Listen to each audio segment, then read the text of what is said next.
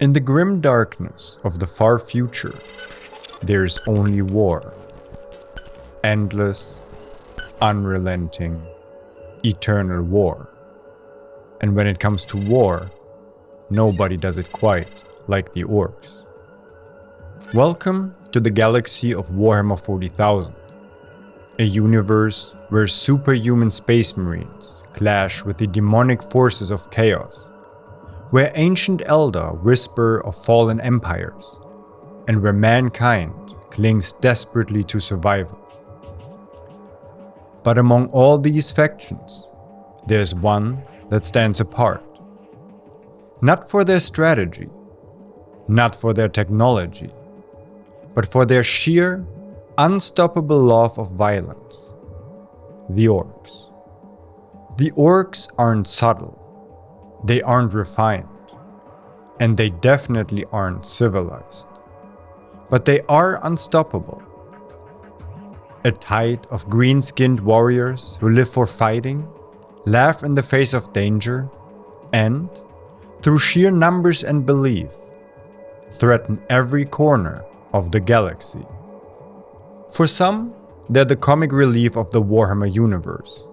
Loud, crude, and ridiculous. But beneath the humor lies something terrifying. A species engineered from the very beginning to be the ultimate warriors. A race that spreads like a plague, that can never truly be exterminated, and whose endless wars can shape the fate of entire star systems. In this documentary, we're going to dive deep into the Orks. We'll uncover their mysterious origins, explore their bizarre biology, and examine the brutal, yet strangely charismatic, culture that defines them. We'll meet their most infamous warlords, relive their greatest Waaaghs, and see why every major faction in the galaxy fears them. So grab your chopper, rev up your truck, and get ready to shout because it's time to talk about the Orks. Chapter 1: Origins of the Orks. To understand the Orks, we have to go back. Not just thousands of years, not even tens of thousands, but millions. Long before the Imperium of Man, before the rise of the Eldar, before chaos even took shape as we know it today. Back to the very first Great War in the galaxy. The war in heaven. The galaxy was once ruled by the Old Ones, beings of near godlike power and knowledge. They were the greatest civilization to ever exist, masters of genetic engineering, warp manipulation, and interstellar travel. Where humanity struggles to build starships, the Old Ones shaped entire species, like artists painting on the canvas of creation. But even they had enemies. The Necrontyr, a bitter and short-lived race, cursed with frail bodies, waged a war of vengeance against the Old Ones. And when they bound themselves to the godlike Catan, the star gods of living metal, the war in heaven began. It was a conflict beyond comprehension. Entire stars were extinguished, empires shattered, and in desperation, the Old Ones unleashed their greatest weapons, new species, created for war. The Eldar were designed for psychic mastery, delicate and precise. Other creations filled supporting roles. But for sheer brutality, resilience, and physical might, the Old Ones made the Krork, the ancestors of today's Orks. The Krork were not the goofy, brutish Orks we know today.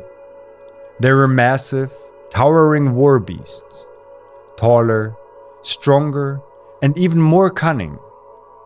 Imagine an Ork warboss the size of a titan, clad in living armor, commanding armies that shook the stars. That was the Krork.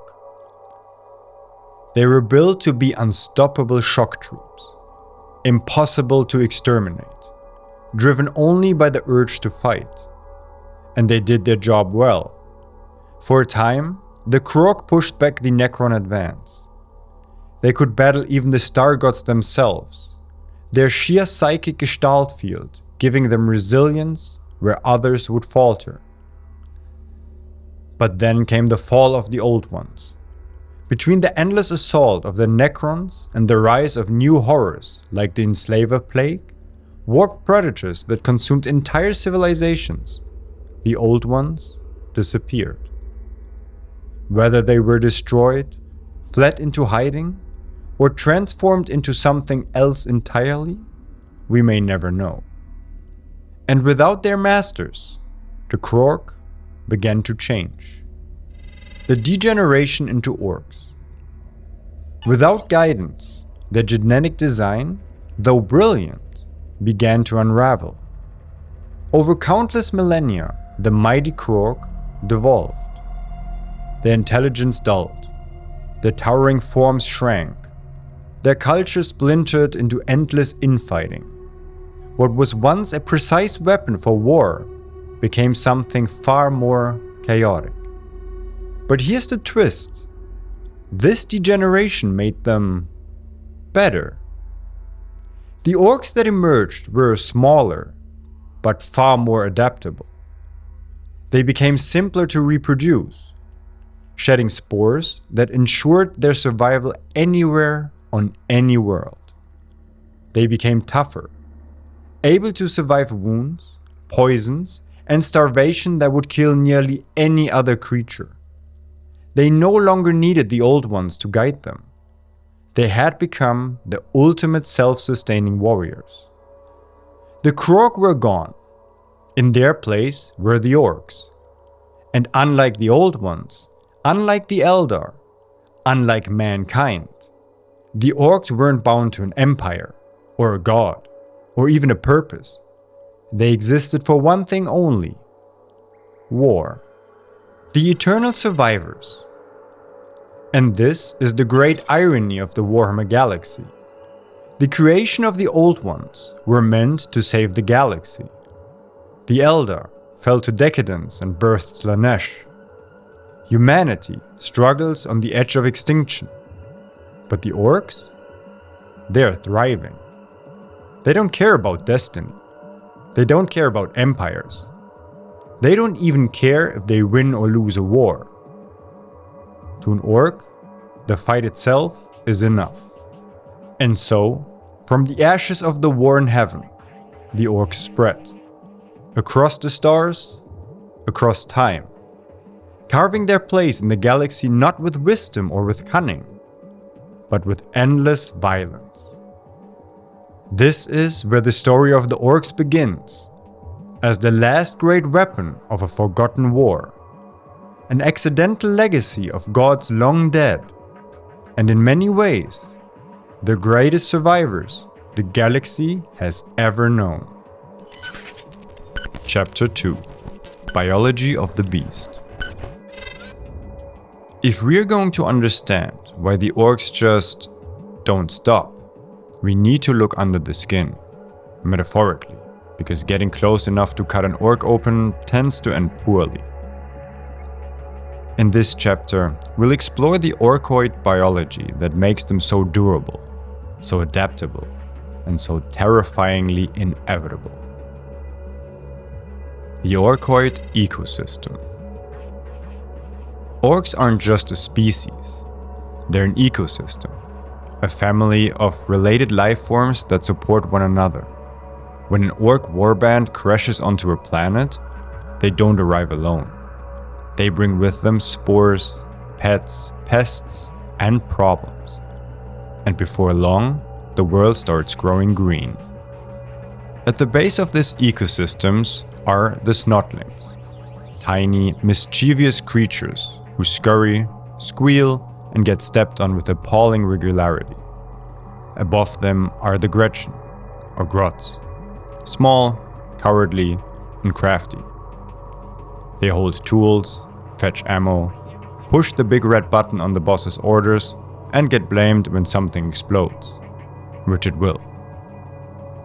Then there are the squigs. The orcs' answer to what if needs were solved by teeth. There are squigs for eating, for herding, for lighting, for hair, for war drums, for explosives, and of course the attack squigs, which are basically mouths with legs and very poor manners. Together, these creatures form a living support network that keeps Ork Society running, or at least running loudly and dangerously. Fungus, flesh, and fortitude.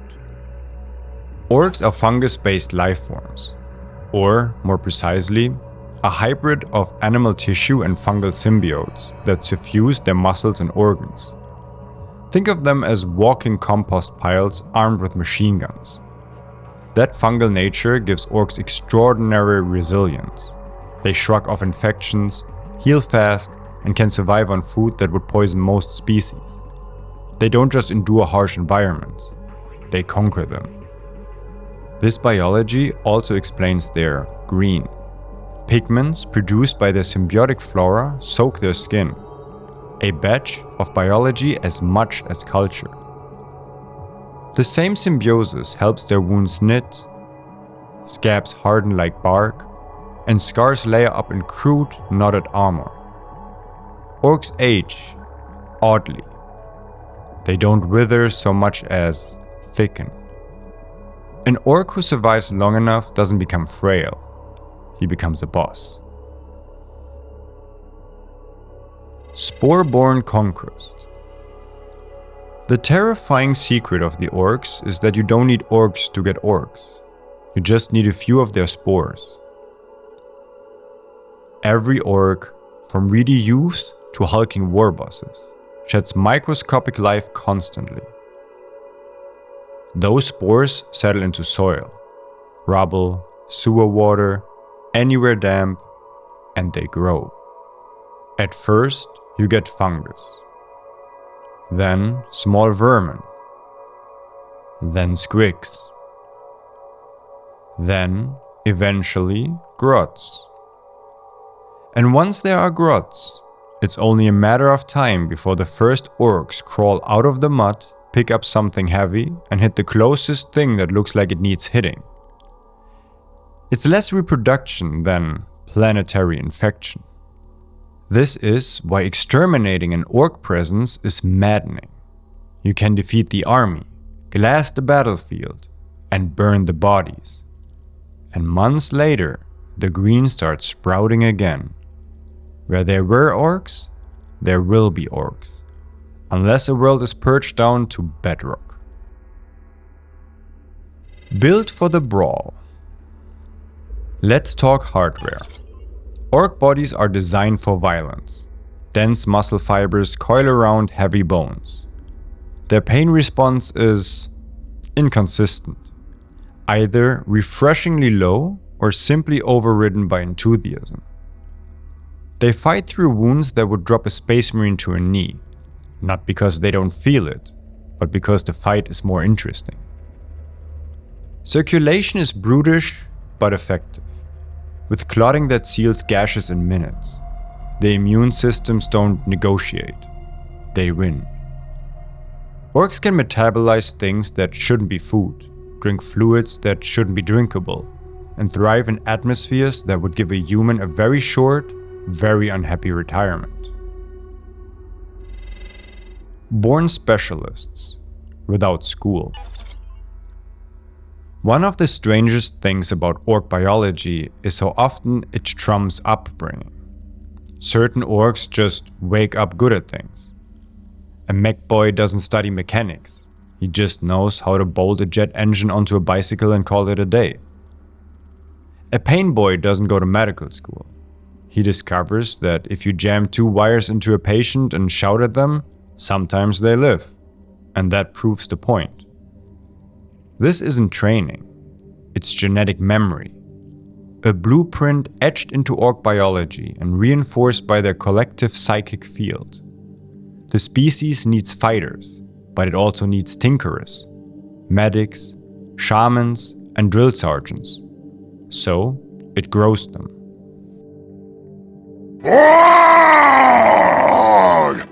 The green field. If there's one concept we need for the rest of this documentary, it's Waaagh. Not just the battle cry, but the gestalt, psychic field orcs generate when they gather. The more orcs, the stronger it gets. And the stronger it gets, the more the universe indulges them. Have you ever heard the saying, red ones go faster? To an orc, that isn't a joke. It's a theory of engineering. Paint enough armor plates red, and, under the pressure of millions of belligerent brains, that truck somehow does go faster. Guns that shouldn't fire do. Scrap that shouldn't fly flies. It's not rational. It's orky. This field doesn't turn belief into miracles on its own. You still need a mech to slap together a machine with bolts, wires, and a generous application of swearing. But the field is a nudge, a cosmic go on then that makes nonsense work, at least long enough to be spectacular. Weird boys. Lightning in a green bottle. All that psychic pressure needs a release valve. Enter the weird boys. Orc psychers who act like lightning rods for the Waaagh. In a small mob, a weird boy is a noisy fortune teller with a headache. In a full Waaagh, he's a walking artillery piece. Here's the problem. Orcs don't do subtle. A weird boy channels energy the way a storm channels thunder, and sometimes the storm is inside his skull. Misfires are common. Heads pop. Nearby grots fuse into modern art. On the bright side, when it goes right, weird boys can hurl arcs of green lightning, detonate enemy tanks from within, or teleport entire mobs into the worst possible place, right next to you. To keep them from exploding, weird boys often carry copper staves, or totem poles studded with scrap to bleed off charge, and they're kept calm by run turrets and a very large mallet labeled for emergencies. Pain boys and the green practice of medicine. Orc medicine is both horrifying and effective. Pain boys are surgeons by instinct and sadism. Need a new arm? Bolt on a bigger one. Need a heart? Why not two? They will find room. Anesthetic is considered cheating. Sterility is achieved by shouting at the wound until it cooperates. And yet, orcs survive.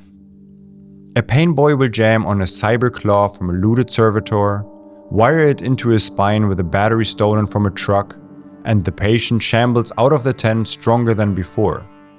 If they die, it's because they were weak. If they live, the operation was a triumph.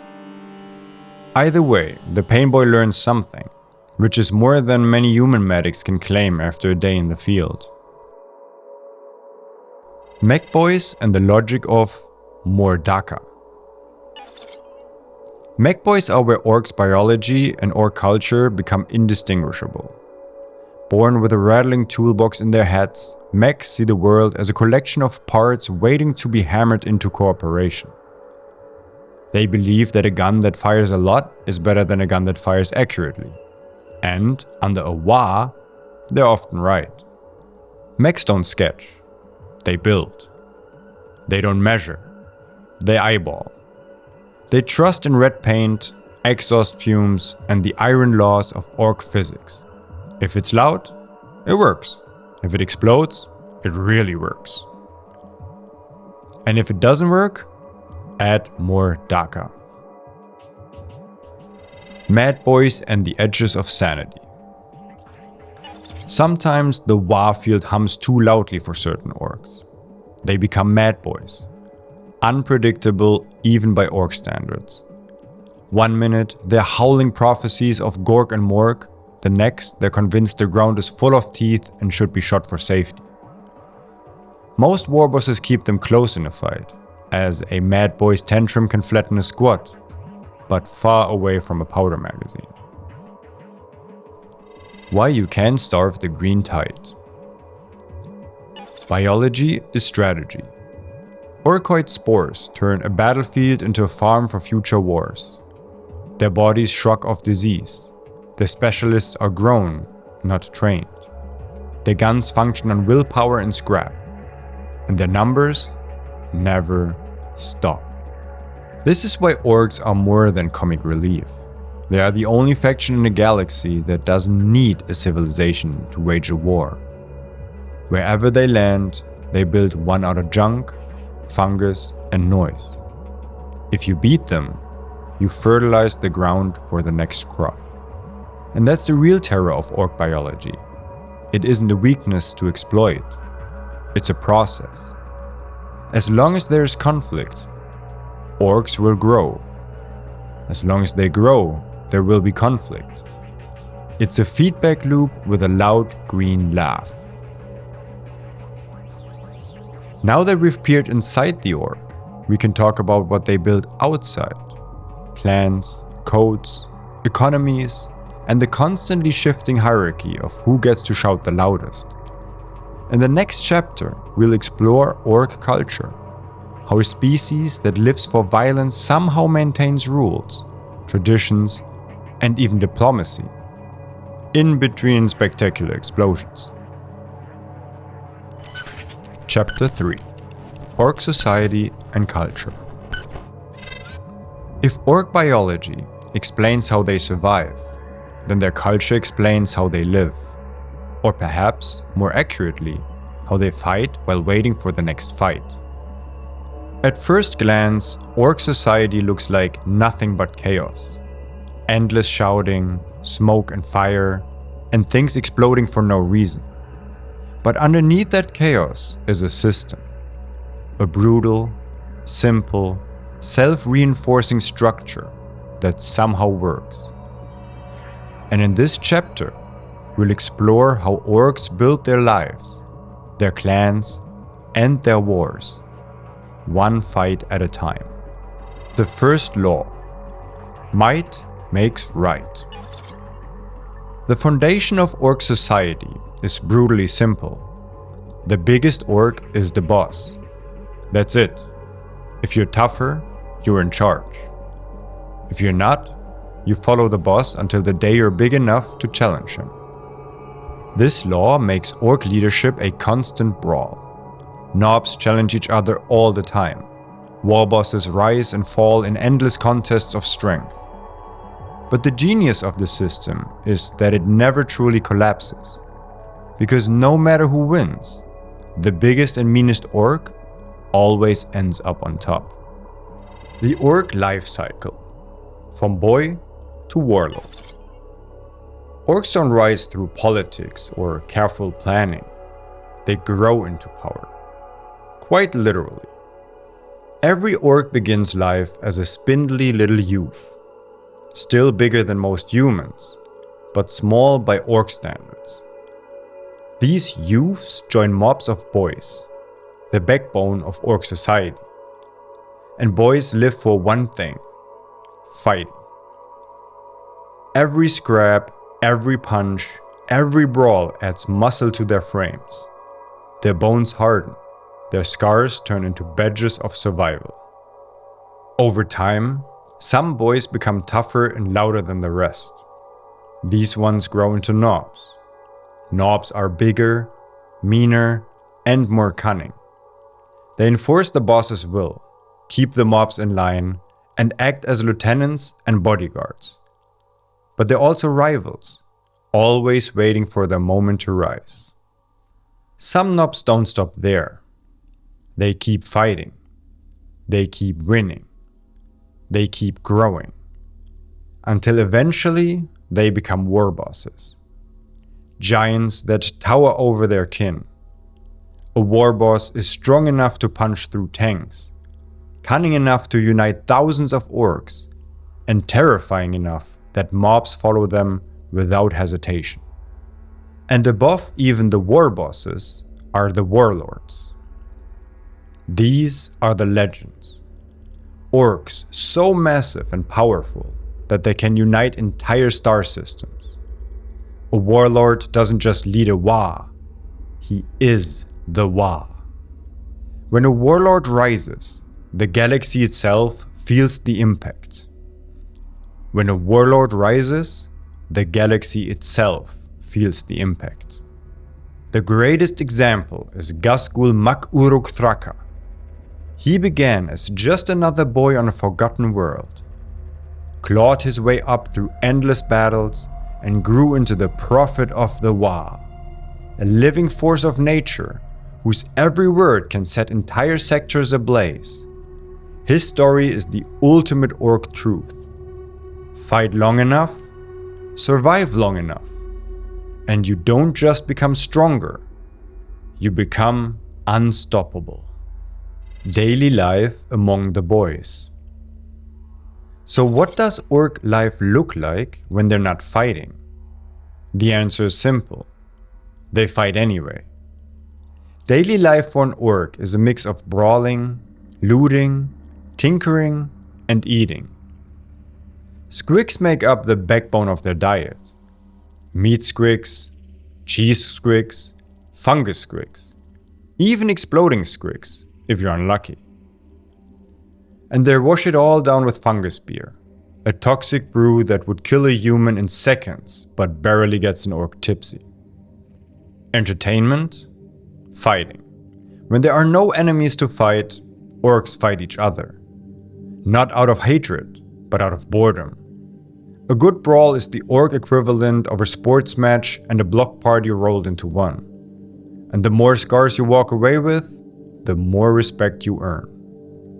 Weapons are just as important as food or drink. An Ork shooter or chopper is more than a tool. It's part of who he is. Boys spend hours bolting scrap onto their guns.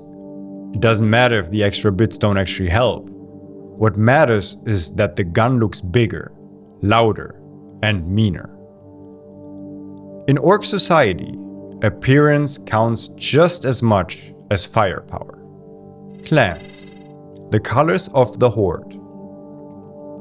Now, while Orks all share the same biology and the same love for war, they're not all the same. They're divided into clans. Each clan has its own traditions, its own colors, its own way of fighting. The Goths are the biggest and meanest. They wear black, charge headfirst into combat, and sneer at anything that looks like a tactic. For them, the solution is always more. More Orks, more fists, more stomping. The evil sons are obsessed with speed. If it moves fast, they want it painted red, because red ones go faster. Their warbands thunder across the battlefield on trucks, buggies, and bikes, leaving nothing but fire and wreckage in their wake. The Bad Moons are rich. Their teeth grow faster than anyone else's, which means they've got more currency than the average Ork can dream of. They're flashy, covered in gold, and armed to the tusks with the biggest guns. For a Bad Moon, winning is important, but looking good while doing it is even better. The Death Skulls are looters. They believe anything not nailed down belongs to them. And if it is nailed down, they'll take the nails too. They paint themselves blue, convinced the color brings luck. Their armies are scrapyards of salvaged gear that shouldn't work, but somehow always does. The Blood Axes are the controversial ones. They use camouflage. They make plans. They even retreat if the fight's not worth it. To other Orks, this is downright suspicious. But Blood Axes survive where others don't. And they even hire themselves out as mercenaries, just for the chance at another fight. And then there are the Snakebites, the traditionalists. They cling to the old ways, distrusting mechs and their machines. They rely on squigs, beasts, and brutal simplicity. If modern Orks are noisy scrapyards, the Snakebites are primal savages. and they're all the deadlier for it. These clans brawl constantly, mocking each other's ways, but when a real enemy shows up, the arguing stops. Because fighting other orcs is fun, but fighting everyone else is even better. Grots and Squigs, the supporting cast. No Ork society would function without two other creatures, Grots and Squigs. Grots, also called Gretchen, are small, cowardly orkoids. Orcs treat them as slaves, ordering them to fetch ammo, push buttons, or run screaming into gunfire as living distractions. Grots complain constantly, but they're survivors. Their cowardice keeps them alive, and their cunning makes them useful. In fact, most orc fortresses wouldn't run at all if it weren't for 1,000 grots scurrying around in the shadows, too scared to stop working. Meanwhile, Squigs are the most versatile pets in the galaxy. They come in endless breeds: attack squids that bite faces, bomb squigs that explode on command, even hair squigs that orcs wear like living wigs. Squigs provide food, weapons, and entertainment. Entire orc armies march to war with squigs at their side, chewing, exploding, or squealing as the case may be. In many ways, orcs couldn't function without them, but they'd never admit it. Specialists and professions. Not every orc is just a boy with a chopper. Some are born different, shaped by instincts and the Waaaghs field into specialists. Mech boys are born builders. They don't study engineering. They just start welding scrap together until it makes noise, fire, or ideally both.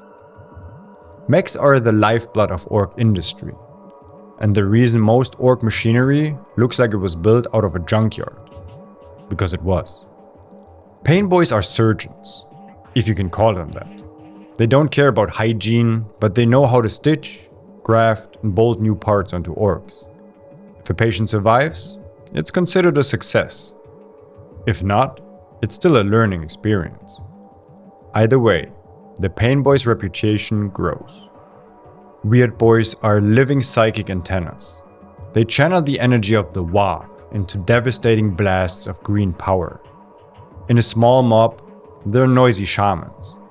In a massive Waaaghs, they're walking artillery. Of course, they also explode. Often. Runturds are the eternal babysitters, ripping grots and squigs into line. And mad boys. Well, mad boys are unpredictable, even by orc standards. They babble prophecies, collapse into destructive tantrums, and sometimes glimpse visions of Gork and Mork themselves. Even other orcs don't trust them. Unless they need a weapon of chaos. Traditions and rituals. For a species that lives for war, orcs still have traditions. Fight pits settle disputes in every camp. Banners painted with crude glyphs serve as clan symbols and battle standards. Orcs gather around bonfires of burning scrap to tell stories. Not of peace or love, but for who smashed the hardest and whose explosion was the loudest. Their written culture is made of glyphs, simple symbols scrawled on walls, armor, and vehicles. A skull for death, a lightning bolt for speed, a crude drawing of a tank for firepower. Crude, direct, and effective. Even death has ritual. When a war boss falls, his nobs immediately fight over his gear. Whoever wins inherits not just the weapons, but the authority. And just like that, the cycle continues. Because nothing, not even death, stops the Waaaghs. Language and humor. Orc speech is crude but direct. Words like ducker, chopper, and crump aren't slang. They're cultural constants. And orcs love jokes. They laugh at explosions, at slapstick, at anything ridiculous. A grot being kicked across the battlefield is comedy gold to them. This sense of humor is part of their danger. While other races despair in war, orcs laugh.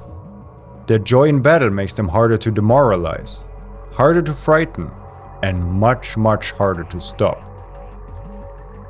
Religion. The Green Gods.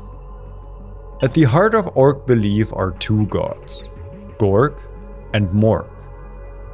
One is brutal but cunning. The other is cunning but brutal. Orcs argue endlessly over which is better, usually with fists. But in truth, both gods reflect everything orcs value: strength, trickery, and endless fighting. Orcs don't pray for mercy. They don't pray for salvation. They pray for better fights. And their gods, being orky, usually deliver. Why it works. From the outside, orc culture looks absurd. Currency made of teeth, belief-powered machines, gods who are basically the same. But here's the truth. It works. Orc culture is self-sustaining. It grows with every fight. It feeds their biology. It guarantees that the green tide will never run dry. The galaxy may laugh at orcs, but orcs will always have the last laugh, because as long as there is war, there will be orcs. Now that we understand how Ork Society works, we can see how it fuels the Waaaghs. Because all those boys, knobs, and war bosses don't just fight each other, they fight everyone. And when they gather in numbers, the galaxy itself trembles. In the next chapter, we'll follow the green tide as it swells into the Waaaghs, a storm of war that consumes everything in its path. Chapter 4. The Great Waaaghs. The beating heart of orc existence is the Waaaghs. It's not just war. It's not just a migration. It's not just a psychic storm. It is all of those things at once. If orc culture is an engine of noise and violence, then the Waaaghs is when someone welds the throttle open and throws away the brakes. How a Waaaghs begins. A Waaaghs doesn't start with a plan. Orcs don't sit down around a table and draw maps. It begins with something much simpler. A fight. Maybe a war boss crushes a rival in single combat. Maybe he smashes a tank with his bare hands. Maybe he just shouts louder than anyone else in earshot. Whatever the reason, the boys notice. Because orcs love a winner. And when they find one, they gather around him like moths to a flame. At first, it's raids. A few trucks ambushing a convoy. A mob storming a village. A knob swaggering through town with his armor dripping in enemy blood. These little fights spark bigger ones. Loot piles up, squigs multiply, weird boys start twitching and sparking as the psychic air grows thick with energy. Mechs can't stop bolting guns onto everything that moves. The Waaaghs is steering. The snowball effect. Orcs are momentum creatures. Once they start winning, they can't stop. Every victory attracts more orcs. Every orc adds to the psychic field of the Waaaghs. And the bigger that field gets, the more reality itself bends to orky will. Trucks get faster because the boys believe they're faster. Guns fire louder because the mob expects them to. Loot looks shinier because every orc around it is convinced it must be. A Waaaghs snowballs. What starts as a local brawl goes into a planetary infestation, wrapped in banners, smoke, and the roar of engines. And by the time anyone realizes what's happening, it's too late. Because the only thing louder than the guns is the chant that echoes across continents and void alike. One word. one roar.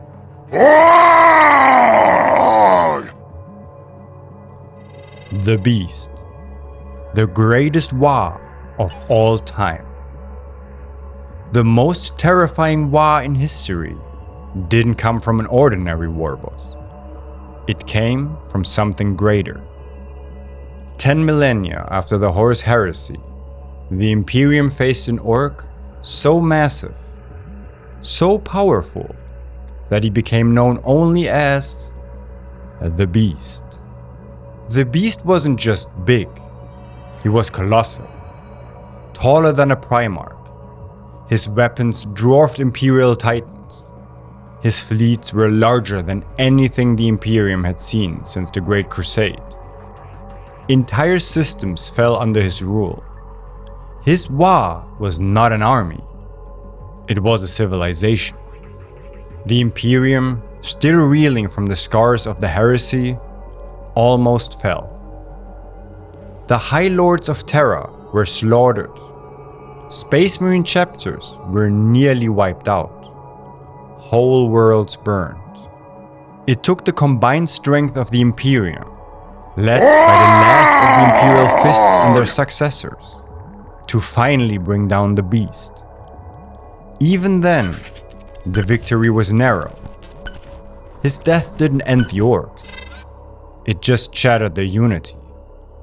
The galaxy was spared, but only just. The Beast proved a truth the Imperium doesn't dare speak. If the Orks ever truly unite, nothing in the galaxy could stop them. The Ulanor precedent. But the Beast wasn't the first time the galaxy saw what a united Waaagh could do.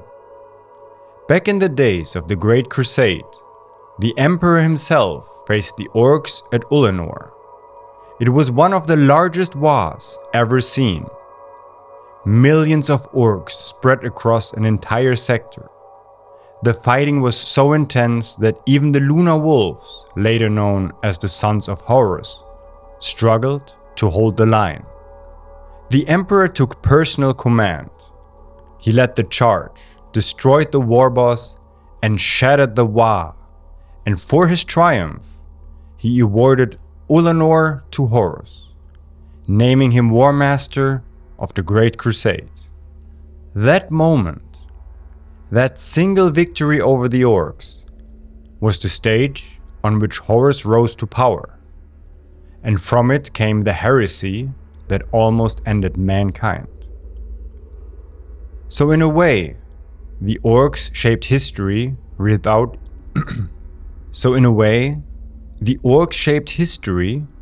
even realizing it. Their Waaagh didn't just burn systems, it set the stage for the greatest betrayal in human history. Armageddon, a world that knows no peace. Fast forward to the 41st millennium. Nowhere in the galaxy shows the fury of the Orks more than one world: Armageddon. Armageddon is a hive world of steel and smoke. Its skies black with industry, its ground scarred with forges. It has faced not one, not two, but 3 great Ork invasions. The first came from Waaagh Snagrot, the Ark Arsonist of Sharadon. His Orks poured across the planet, torching everything in sight. The world burned. But somehow the Imperium drove him off. For a time, there was peace. But peace never lasts where Orks are concerned. The second war came with Ghazghkull Thraka. His Waaagh was unlike anything seen since the Beast. Millions of Orks. Gargants that shook the earth. War engines that blotted out the sky. Against them stood the Imperial Guard, the Space Marines, and one man who would become a legend: Commissar Sebastian Yarrick.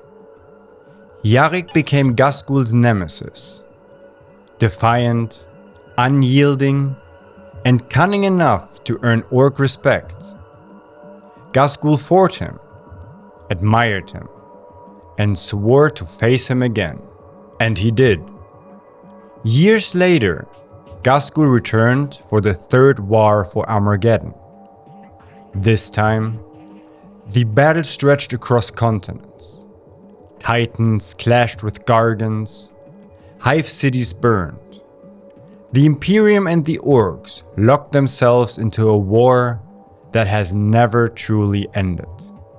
To this day, Armageddon is not at peace. It is permanently at war. A world caught forever in the jaws of the Waaaghs that refuses to die. The nature of a Waaaghs. So what exactly is a Waaaghs? It is not just a war. It is not just a crusade. It is not just a psychic storm. It is all three.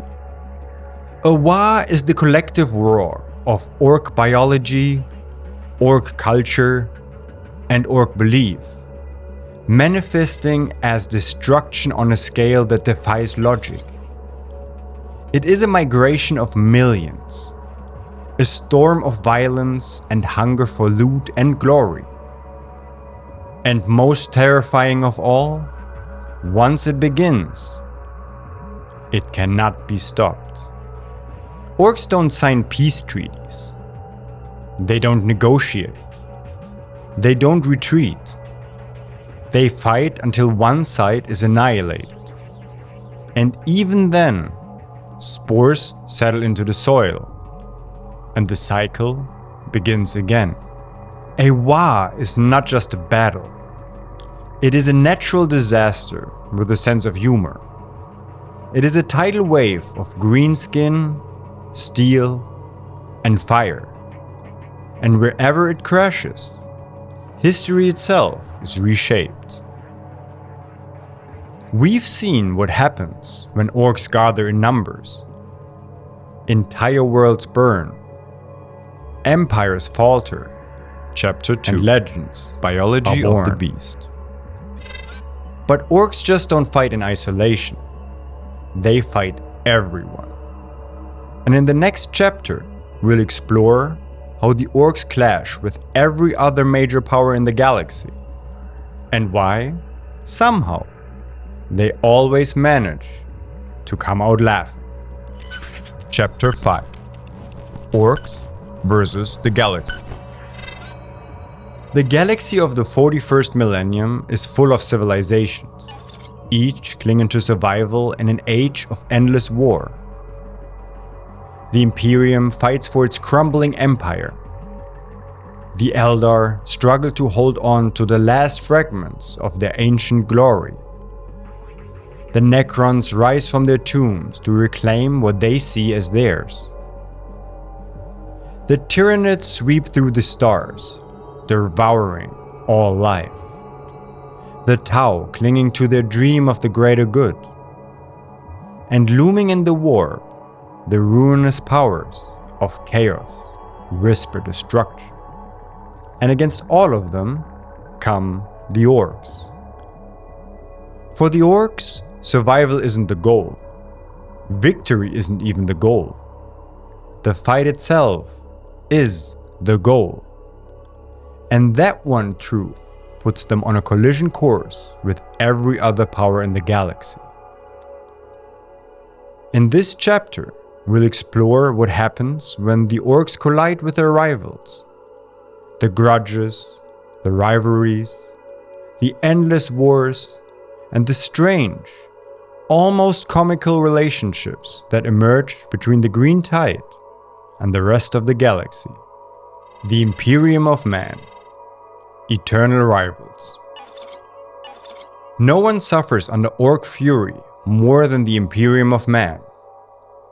Humanity's empire is vast, 1,000,000 worlds stretched thin across the stars. But it is also fragile. Corruption, incompetence, and endless enemies eat away at it every day. For the orcs, it's paradise. An empire so large that no matter how many human worlds they burn, there will always be more to fight. Across the Imperium, orcs appear like a recurring nightmare. On frontier colonies, mobs descend from ramshackle spacecraft to loot and smash. On fortress worlds, entire Waaaghs crash against battlements in tidal waves of green flesh and steel. For the Astra Militarum, the Imperial Guard, orcs are a horror story told in barracks and trenches. Waves of boys throw themselves at the guns, heedless of casualties. Even when artillery shreds them by the thousands, more keep coming. For the Adeptus Astartes, the Space Marines, orcs are both curse and challenge. Orcs are not subtle. They are tough, and more importantly, they don't break. They laugh at casualties. They relish the fight. For many chapters, orcs have become their defining enemy. The Black Templars, the Steel Legion, the Cadians, the Salamanders, all forged their reputations against Waaaghs. And yet, for all the devastation orcs bring, they also create heroes. Commissar Sebastian Jarek became legend because of Ghazghkull. The Black Templars carved their eternal crusade from the fires of Armageddon. In a strange way, humanity owes some of its proudest victories to its most relentless enemy. But there is no final victory. No matter how many worlds the Imperium defends, no matter how many Waaaghs they break, spores settle into the soil, and the cycle begins again. For the Imperium, orcs are not an enemy to be defeated. They are a condition to be endured. The Eldar, ancient hatreds. If the Imperium hates orcs, the Eldar despise them.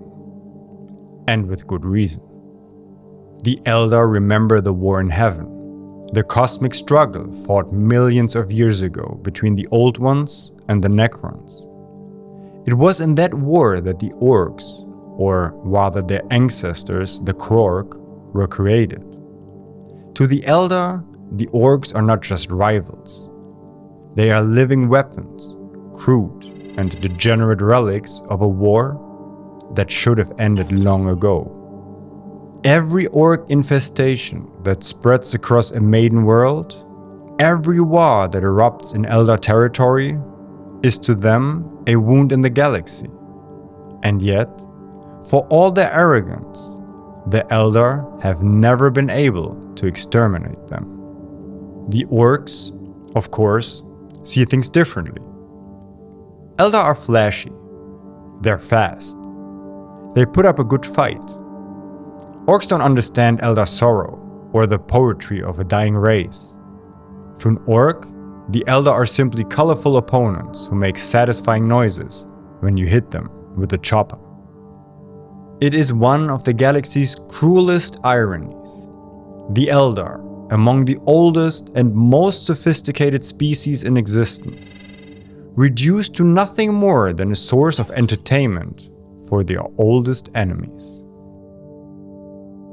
The Necrons, a war without end.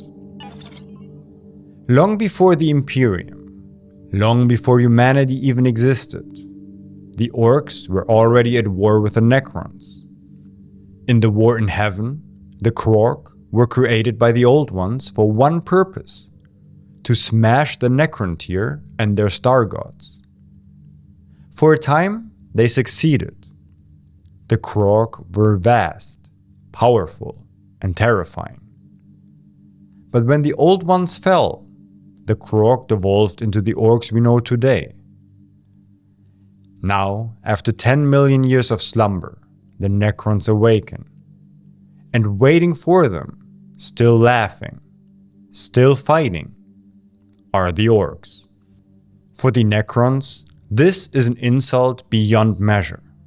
A war they thought finished has been dragged into the present age, carried on by what they see as degenerate, fungus-based parodies of their once great enemies. For the orcs, it is the ultimate joke.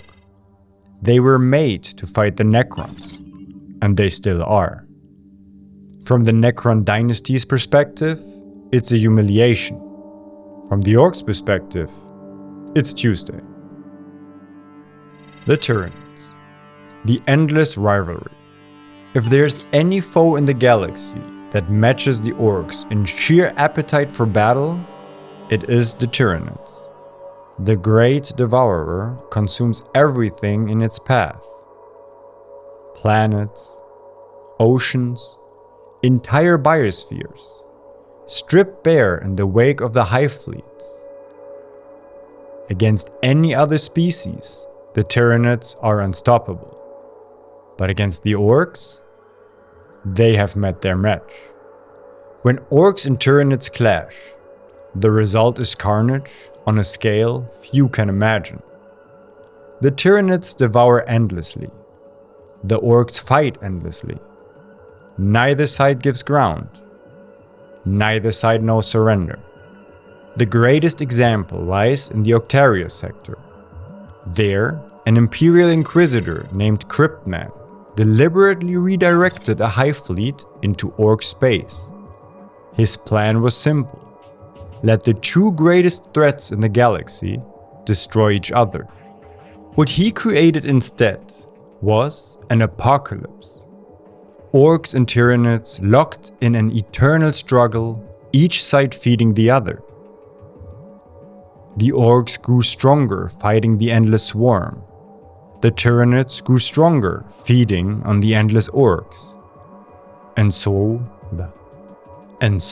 the war rages on, a meat grinder of cosmic proportions.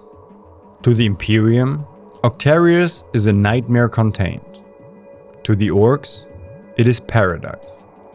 An endless fight, the dream of every greenskin made real. And to the Tyranids, it may one day prove their undoing, for while they consume everything, the orcs simply keep coming back. Chaos. Brutality meets madness. The servants of chaos view the orcs as little more than beasts. And perhaps they're right. Orcs don't worship the ruinous powers. They don't fall to temptation. They don't bargain with demons. But the truth is more frustrating. Orcs don't need chaos. They already live in a state of war, excess, and laughter. They already revel in bloodshed, cruelty, and joy. Slanesh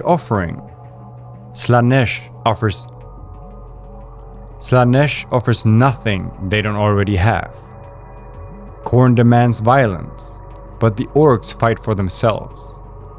Tzeentch spins plans, but orcs smash them apart before they can unfold.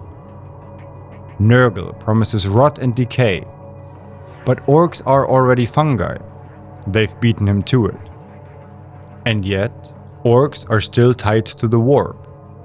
Their collective psychic field bends reality itself.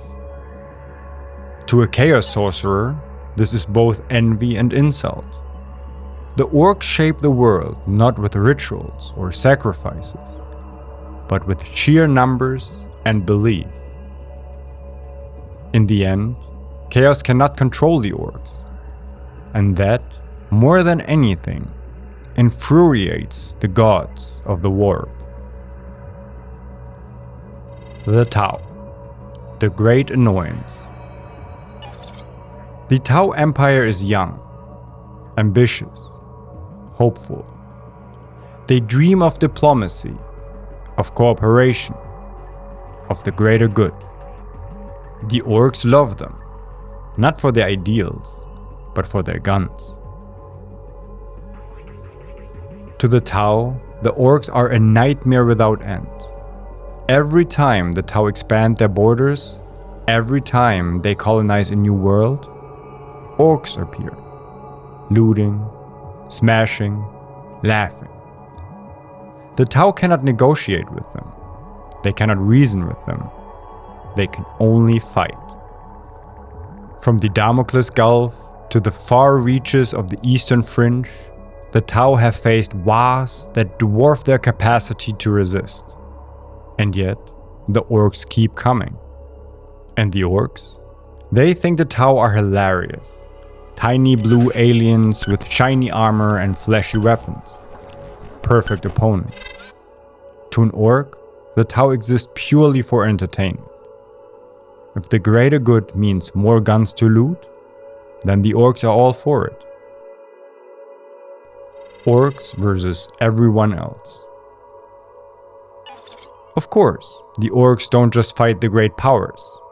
They fight everyone. Rogue traders, corsairs, minor alien empires, even themselves when no one else is around. This is the true essence of the Orks. They don't need strategy. They don't need resources. They don't need an enemy that matters.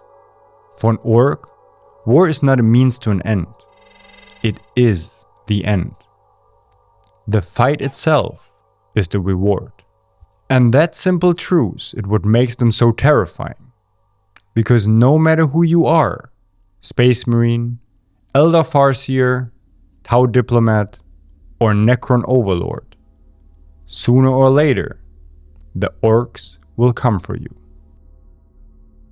We've seen how the Orks collide with the galaxy, an unstoppable tide of violence that threats every rival as just another excuse for a fight. But what about the leaders who drive that tide? The war bosses, the warlords, the prophets of Gork and Mork whose names echo in legend. In the next chapter, we'll meet the most infamous Orks of all time and the battles that made them legends. Chapter 6: The Legends of the Orks. We've seen how Orks live, fight, and crash against the galaxy like a green tidal wave. But every tide has waves that rise taller than the rest. Among the greenskins, some grow so massive, so loud, and so utterly unstoppable that their names echo across history. These are not just war bosses, they are symbols. Living storms of violence and charisma, capable of pulling millions of Orks into their orbit. When they rise, entire sectors burn. These are the legends of the Orks. From brutal tyrants to cunning pirates, from prophets to monsters so vast they shook the Imperium to its core. Their stories aren't just tales of destruction, they are warnings. Because each time one of these giants appeared, the galaxy itself trembled. Ghazghkull Thraka, the prophet of the Waaaghs. There is no name more feared among the greenskins or among mankind than Ghazghkull Thraka. His story begins on the backwater Ork world of Ork. At first, he was nothing special. Just another boy among countless millions. That changed in battle, when a bolter round tore through his skull. Most Orks would have died instantly. Ghazghkull didn't. A pain boy, a mad Ork surgeon, patched him up with crude bionics, hammering metal plates into his shattered skull. When Ghazghkull woke, something was different. He claimed he could hear voices. Not just any voices, but the voices of the Ork gods, Gork and Mork, speaking directly to him. Was this madness? Was it brain damage? Or was it divine inspiration? In Ork culture, it doesn't matter. What matters is that Ghazghkull believed it, And belief, for orcs, is power. From that moment, Ghazghkull was transformed. He rose through the ranks, gathering mobs under his banner, not just with brute strength, but with a vision. He declared himself the prophet of the Waaaghs, chosen by Krork and Mork to unite the greenskin race and drown the galaxy in endless war. It was no empty boast. Ghazghkull launched a Waaaghs on a scale the Imperium hadn't seen in centuries. His greatest rival became Commissar Sebastian Yarrick, a grim and unyielding human who stood against him at Armageddon. The two became locked in a duel that spanned decades. Yarrick, the mortal man who refused to die. Ghazghkull, the orc who refused to stop. Their rivalry became legend. A duel of iron wills that defined an entire war. But Ghazghkull is more than just a war boss. He is a messiah. Orcs flock to him not just because he's strong, but because he offers something greater. Purpose. A vision of an endless Waaaghs, blessed by the gods themselves. That is what makes him terrifying, because when Ghazghkull speaks, millions of orcs listen. And when millions of orcs listen, worlds burn. The Beast, the orc who nearly ended the Imperium.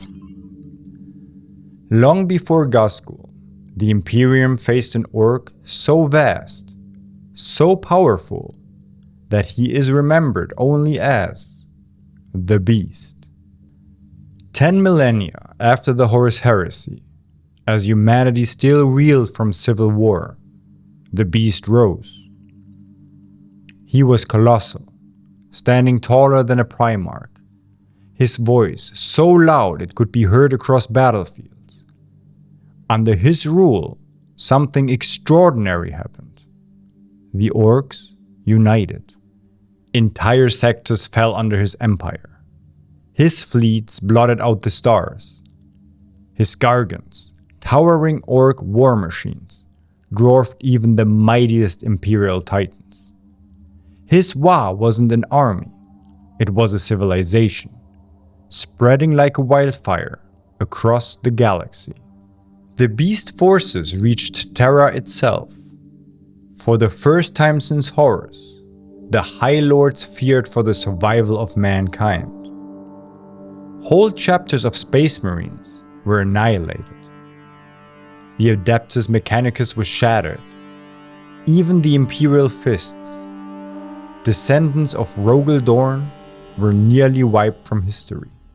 Defeating the Beast required everything the Imperium could muster. It took the sacrifice of countless Space Marines,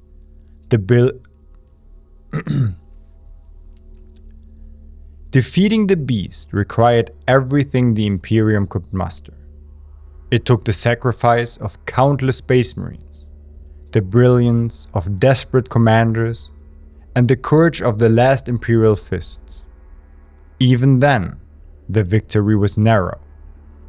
And when the Beast fell, his lieutenants, themselves massive orcs of impossible size, rose to take his place. It wasn't just one beast, it was many.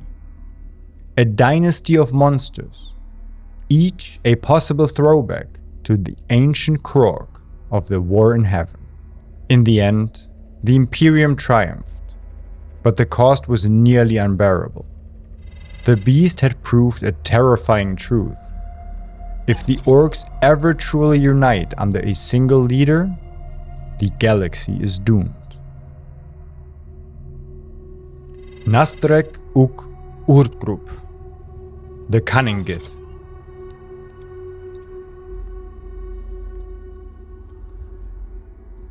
Most orcs aren't known for their brains, but some are.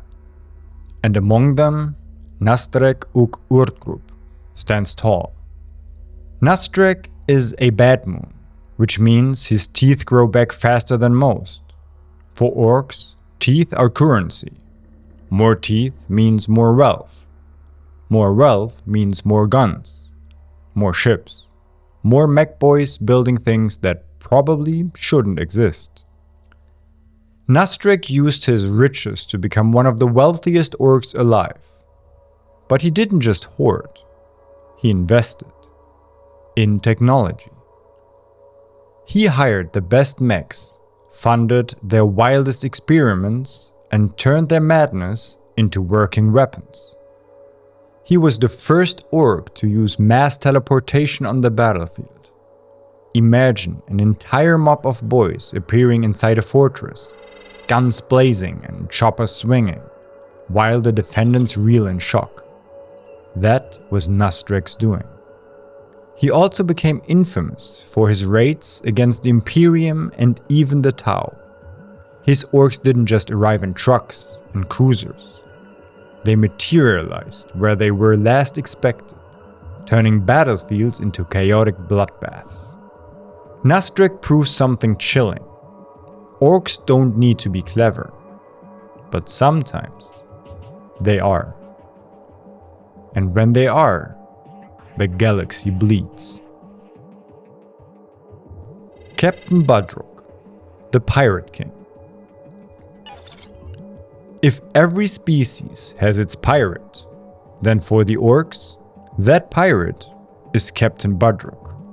Budrook is a freebooter, a flash kid, and above all, a showman. He commands the warship the Black Tooth, a vessel bristling with stolen weapons and gaudy trophies. Everywhere he goes, he leaves trails of destruction and laughter. He lives for loot, guns, and style. His armor is gilded. His weapons are oversized. His crew are as loud and brash as he is. But beneath the extravagance lies a survivor.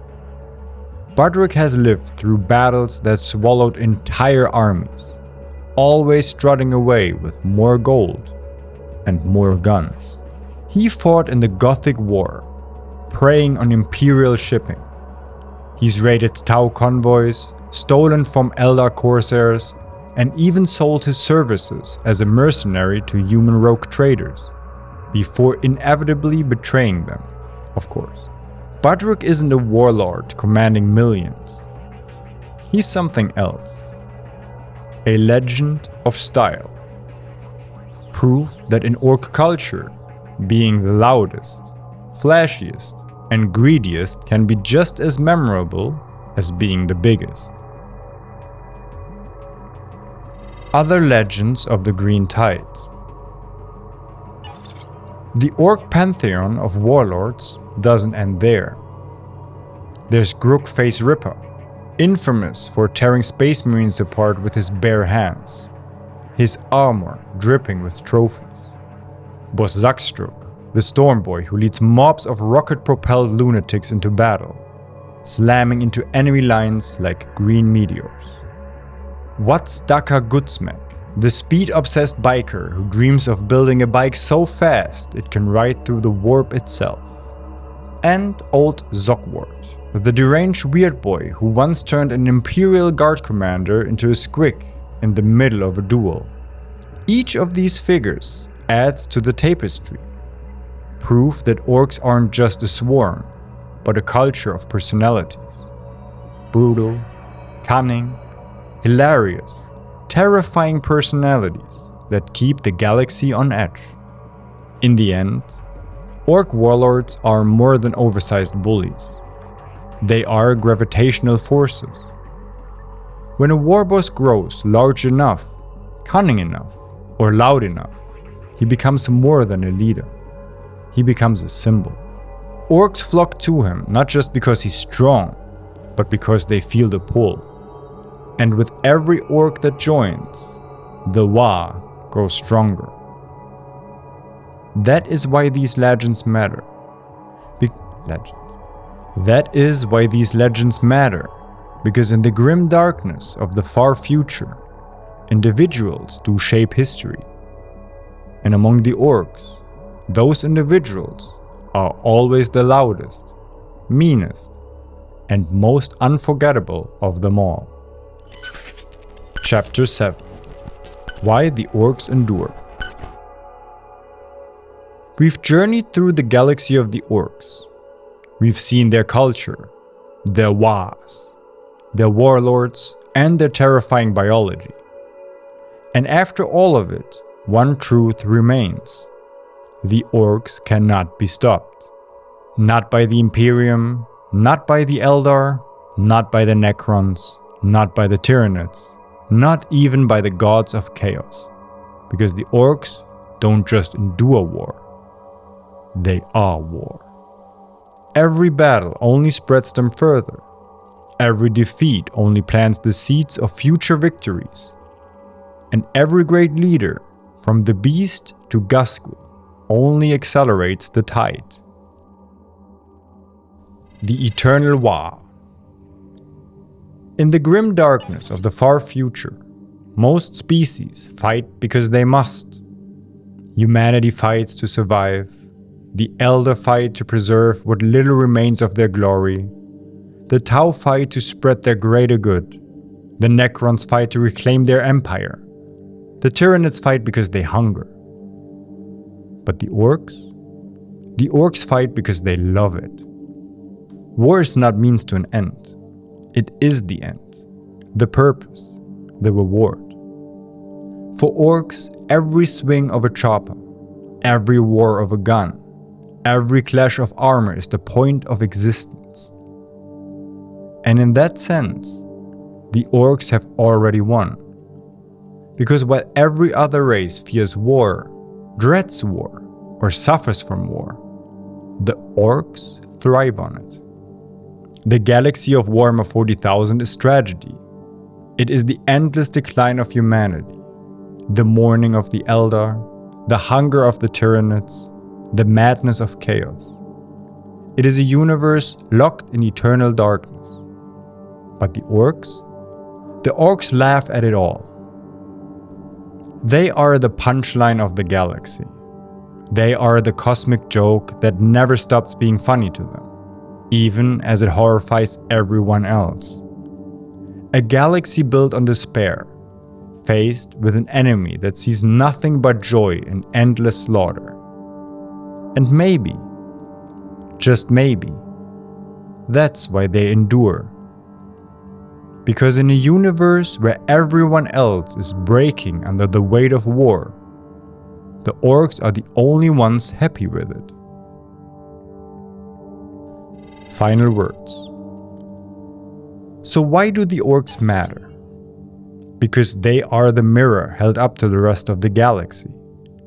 They reveal the absurdity of it all. While everyone else dreams of peace, progress, or survival, the Orks strip it all away and show the simple truth: war never ends. The Orks are war. They were made for it. They live for it. And no matter how the galaxy changes, no matter who rises or falls, the Orks will always be there, laughing, shouting, and charging headfirst into the next fight. And in the grim darkness of the far future, maybe they're the only ones who are truly free.